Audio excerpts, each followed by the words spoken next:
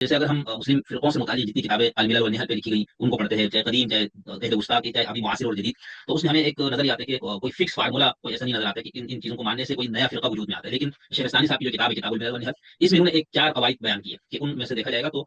मिसाल सिफात और तौहीद बारी ताला से मुतालिक मसाइल, इसी तरह कदर और अदल से मुतालिक जिसके अंदर कज़ा कदर जबर खैर और शर, ये इरादा इलाही। तीसरा कायदा उन्होंने वाद और वईद अस्मा व अहकाम, जिसमें ईमान तौबा तकफीर और फिस्क का फलाना, जो सारे मबाहिस हमारे कलाम के अंदर है। और फिर चौथा जो है वो समा अकल रिसालत और इमामत। और फिर इसके अंदर जो शिया सुन्नी में इमामत के मसले पर जो इख्तिलाफ है, तो हम ये देखते हैं कि कुछ मसाइल में हो सकता है कि इमामिया इस्ना अशरिया का मिसाल के तौर पर जबर और कदर से मुतालिक उनका और मुअतज़िला का पॉइंट एक ही हो, लेकिन इमामत में जाकर बिल्कुल वो भी मशरिक़ैन उनमें हो जाता है, जिसकी वजह से दोनों अलग फिरके बन जाते हैं। इसी तरह अगर हम देखते हैं अहलुस सुन्नह वल जमाअह बतौर फिरका और शिया बतौर फिरका, तो उनके यहाँ इमामत मेन रीढ़ की हड्डी है, और उसके अलावा वाद वईद में ये तकफीर और इस तरह के मसाइल में भी उनमें इख्तिलाफ, इस तरह से अलग अलग फिरके बन जाते हैं। हम जब नूरबख्शी मकतब पे आते हैं, जिसको आपने रविश का नाम दिया, तो उसके अंदर भी हम ये देख सकते हैं कि हो सकता है नूरबख्शी मकतब की कुछ अकायद की चीजें सुन्नियों के साथ मुशाबिह हो, अहले सुन्नत वल जमाअह से, कुछ में मुशाबिहत उनकी इस्ना अशरियों के साथ हो, कुछ में मुशाबिहत हो सकते हैं ज़ैदियों के साथ हो। तो ऐसा कोई फार्मूला आपने अपनी तहकीक से अभी तक कि जिसकी बात हम ये कभी इस फार्मूले के मुताबिक हम एक फिरके का फैसला करेंगे कि नूरबख्शिया फिरका है या नहीं है, इस्ना अशरिया फिरका है या नहीं है, इस्माइलिया निजारी खानी फिरका है या नहीं है, इस्माइली तय्यबी फिरका है या नहीं है, ज़ैदी फिरका, इस तरह की कोई ऐसी चीज आप बता सके? हवालों से देखें तो मुख्तलिफ फिरकों के साथ मुख्तलिफ तरीके के साथ मुशाबहत हो सकती है, लेकिन कुल्ली तौर पर किसी एक पलड़े में जो है या किसी एक बुनियाद के ऊपर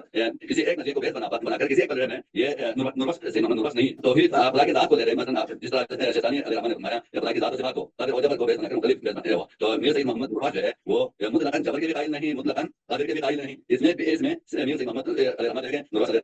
और इनसे मातबर जो है जितने मशाइख के सिलसिले साहब हैं नुरबस के इस्लाम में सिलसिले के जो मशाइख उनको मशाइख के सिलसिले कहते हैं, तो उनमें से भी कोई भी जो है मुतलकन जबर और मुतलकन कदर के कायल नहीं है। तो मीर सईद मोहम्मद नुरबस ने उसूल इत्तेकादिया में ये फरमाया है, और रमनानी ने अलगवा में और उनकी बाकी किताबों में फरमाया है कि